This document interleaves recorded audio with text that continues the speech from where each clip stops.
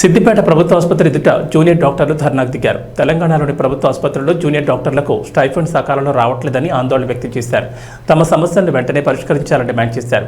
ఈ సందర్భంగా సిద్దిపేట జుడా ప్రెసిడెంట్ ప్రత్యూష్ రాజ్ మాట్లాడుతూ స్టైఫండ్ కోసం నెలల తరబడి ఎదురు చూడాల్సి వస్తుందన్నారు. అధికారులకు విజ్ఞప్తులు చేస్తే 2-3 నెలలకోసారి స్టైఫండ్ ఇస్తున్నారని ఆందోళన వ్యక్తం చేశారు. తమ కుటుంబాలకు కనీస అవసరాలు కూడా సమకూర్చే స్థితిలో లేమని వాపోయారు. అనంతరం సిద్దిపేట ప్రభుత్వ మెడికల్ కాలేజ్ జూనియర్ డాక్టర్లు మాట్లాడుతూ ఉస్మానియా ఆసుపత్రిలో పాటు అనుసంధాన ఆసుపత్రుల్లో కనీస సౌకర్యాలు కూడా లేవని, కనీస చికిత్సకు అవసరమైన పరికరాలు కూడా అందుబాటులో లేవన్నారు. ప్రభుత్వానికి ఎన్నిసార్లు విన్నవించుకున్నా పట్టించుకోకపోవడంతో ధర్నాకు దిగినట్లు వారు తెలిపారు. ఎమర్జెన్సీ సర్వీసులను మాత్రం యథాతథంగా కొనసాగిస్తున్నట్లుగా తెలిపారు. ఇప్పటికైనా ప్రభుత్వం స్పందించి తమ సమస్యలను పరిష్కరించాలని వారు కోరారు. నేను డాక్టర్ ప్రత్యూష్ని, ఇక్కడ సిద్దిపేట జూడా ప్రెసిడెంట్ని. మేము ఇక్కడ గవర్నమెంట్ మెడికల్ కాలేజ్ సిద్దిపేటలో తెలంగాణ జూడా ద్వారా అనౌన్స్ చేసిన వద్ద స్ట్రైక్లో పాల్గొంటున్నాము. ఈరోజు తెలంగాణ రాష్ట్రంలో ఉన్న మెడికల్ కాలేజెస్లో జూనియర్ డాక్టర్స్ అందరూ స్ట్రైక్ మీదకున్నాము. మా డిమాండ్స్ ఏంటంటే, first thing regularisation of stipends and green channel. ప్రతిసారి మాకు స్టైఫండ్ కావాలంటే ఒక 2-3 నెలలు ఆగిన తర్వాత అధికారులకు రిక్వెస్ట్ చేస్తే కానీ స్టైఫండ్ పడతలేవు. ఇలా రిక్వెస్ట్ చేసి కొన్నిసార్లు స్ట్రైక్ నోటీస్ ఇస్తే అప్పుడు స్టైఫండ్స్ పడుతున్నాయి. అండ్ ఇది ఎప్పుడు కొత్తగా వచ్చిన ప్రాబ్లం కాదు, ఎన్నో సంవత్సరాల నుంచి ఉంచిన ప్రాబ్లం. మా సీనియర్స్ ఎఫెక్ట్ అయ్యారు, మేము ఎఫెక్ట్ అవుతున్నాం. ఇప్పుడు ఏం చేయకుంటే మా జూనియర్స్ కూడా ఎఫెక్ట్ అవుతారు. ఇది ఎప్పటికీ అలాగే నడుస్తుంది. మాకు రెగ్యులరైజేషన్ ఆఫ్ స్టైఫండ్స్ కావాలి. మేము ఇప్పుడు అందరం 25+ ఉన్నాం. ఇప్పుడు మా ఫైనాన్సెస్ మేము చూసుకోవాలి, మా ఫ్యామిలీ కూడా సపోర్ట్ చేసుకోవాలి. ఇలాంటి పరిస్థితుల్లో స్టైఫండ్ సరిగ్గా టైంకి రాకుండా, ప్రతి 2-3 నెలలకు ఒకసారి ఎప్పుడు వస్తుందో తెలియకుండా, మేము మా ఫ్యామిలీ కమిట్మెంట్ చేయకుండా, మా ఫైనాన్షియల్ స్టెబిలిటీ లేకుండా చాలా ఎఫెక్ట్ అవుతున్నాం. ఇలా ఒకరో ఇద్దరు కాదు, గవర్నమెంట్ మెడికల్ కాలేజ్ ఎన్ని ఉన్నాయో తెలంగాణ స్టేట్లో అందరు ఎఫెక్ట్ అవుతున్నారు. అందరికీ ఇది కామన్ ప్రాబ్లం. సెకండ్ థింగ్, 2020లో కోవిడ్ ఫస్ట్ వేవ్లో అప్పుడు లాక్డౌన్ నడుస్తున్నప్పుడు ఫ్లడ్స్ వల్ల తెలంగాణలో అతిపెద్ద హాస్పిటల్ ఉస్మానియా హాస్పిటల్ మూతబడిపోయింది.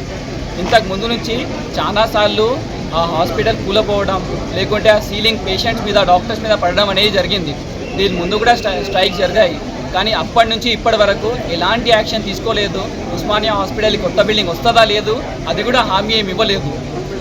ఈ స్టేట్లో ఉన్న అన్ని మెడికల్ కాలేజెస్లో ఉన్న పేషెంట్స్ అందరికీ, లేకుంటే హాస్పిటల్స్కి ఫైనల్ ట్రీట్మెంట్ జరిగేది ఉస్మానియాలోనే.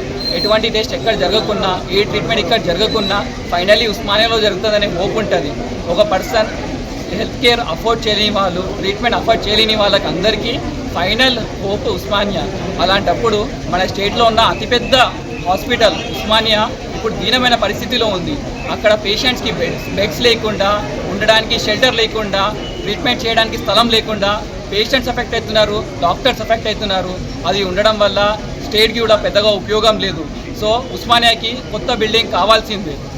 థర్డ్ థింగ్, ఇన్ని మెడికల్ కాలేజెస్ ఉన్నాయి, ఇన్ని హాస్పిటల్స్ ఉన్నాయి, ట్రీట్మెంట్ చేయడానికి ఇంతమంది డాక్టర్స్ ఉన్నారు. ఇన్ని మెడికల్ కాలేజెస్లో సంవత్సరానికి చాలా మంది డాక్టర్స్ వస్తున్నారు.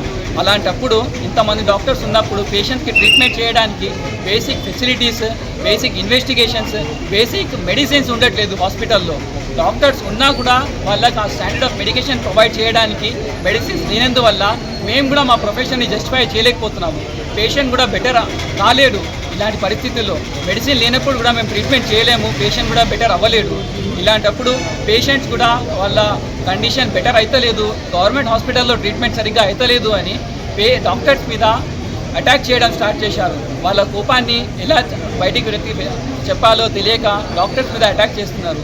ఇలాంటి పరిస్థితుల్లో మేము మాకు ప్రొటెక్ట్ కూడా చేయలేము. అండ్ వాళ్ళ రీజన్స్ కూడా జెన్యూన్గా ఉన్నాయి. మరి మాకు ప్రొటెక్ట్ చేసుకోవడానికి సరిగ్గా సెక్యూరిటీ లేదు, పోలీస్ అవుట్పోస్టులు లేవు. ఇలాంటి అన్సేఫ్ కండిషన్స్లో మేము కూడా వర్క్ చేయడం కష్టం. మేము జూనియర్ డాక్టర్స్ ఇక్కడ బేస్ లెవెల్లో వర్క్ చేస్తాము. ఇక్కడ 24/7 డ్యూటీలో ఉంటాము. ఒకరు 36 అవర్స్ డ్యూటీలో ఉంటారు, ఒకరు 72 అవర్స్ డ్యూటీలో ఉంటారు. ఇలాంటి కండిషన్స్లో ఉన్నప్పుడు మాకు కాలేజ్లలో కానీ, హాస్పిటళ్ళలో కానీ బేసిక్ ఫెసిలిటీస్ లేవు. కాలేజ్లలో హాస్టల్స్ సరిగ్గా లేవు. హాస్టల్స్ ఉన్నప్పుడు దాంతోపాటు లైబ్రరీస్ లేవు, ఫుడ్ సరిగ్గా లేదు. హాస్పిటల్లో డ్యూటీలో ఉన్న డాక్టర్స్కి డ్యూటీ రూమ్స్ లేవు, తాగడానికి సరిగ్గా వాటర్ ఫెసిలిటీ లేదు, తినడానికి ఫుడ్ లేదు. ఇలాంటి పరిస్థితిలో 36 అవర్స్ 72 అవర్స్ వర్క్ చేయడం కానీ ఏ డాక్టర్కైనా ఇబ్బంది. మరి దాంతోపాటు మెడిసిన్ షార్టేజెస్, పేషెంట్స్ మా మీద అటాక్ చేయడం, ఇవన్నీ చాలా బేసిక్ నీడ్స్. చూడడానికి ఇవన్నీ చిన్న ప్రాబ్లమ్స్ లాగా ఉంటాయి, కానీ ఇక్కడ ఉన్న డాక్టర్స్, స్టేట్లో ఉన్న జూనియర్ డాక్టర్స్ ఇవన్నీ బేసిక్ లెవెల్లో ఎవ్రీడే ఫేస్ చేస్తున్న వాళ్ళే ఉన్నారు. అందరు ఎఫెక్ట్ అవుతూనే ఉండే వాళ్ళు ఉన్నారు. ఇవన్నీ అందరికి ఎఫెక్ట్ చేస్తున్నాయి. ఇవన్నీ సీరియస్ ప్రాబ్లమ్సే. ఇవన్నీ మా డిమాండ్స్. ఇది ఫుల్ఫిల్ అయ్యేదాకా మేము స్ట్రైక్లో ఉంటాం. ఈ స్ట్రైక్లో ఉన్నప్పుడు మా ఎలెక్టివ్ డ్యూటీస్ అంటే ఆపరేషన్ థియేటర్స్, వార్డ్స్, ఇంకా పోస్ట్ ఓపీడీస్ మేము అటెండ్ అవ్వము. బట్ ఎమర్జెన్సీస్ అటెండ్ అవుతాము. ఈ కండిషన్స్లో ఎమర్జెన్సీలో వచ్చిన పేషెంట్స్ కానీ ఏ పేషెంట్కి హెల్త్ కేర్ కానీ డిలే అవ్వదు. అందరికీ ట్రీట్మెంట్ జరుగుతుంది. కానీ మేము స్ట్రైక్లో ఉంటాము. మా డిమాండ్స్ ఫుల్ఫిల్ అవ్వాలి. Juda and Siddipet Government Medical College and Government Hospital, we as a wing of the parent T Juda are announcing strike in support of T Juda for the basic amenities in various peripheral hospitals. తెలుగులో చెప్పాలంటే Osmania is a tertiary centre. అంటే various district hospitals నుంచి ఏ case refer అయినా కూడా at the end ఉస్మానియాలో treatment తీసుకునే హాస్పిటల్లో basic facilities అంటే ఒక రూఫ్ కింద సర్వీస్ ఇచ్చే రూఫ్ కూడా లేకుండా ఉన్న పరిస్థితిలో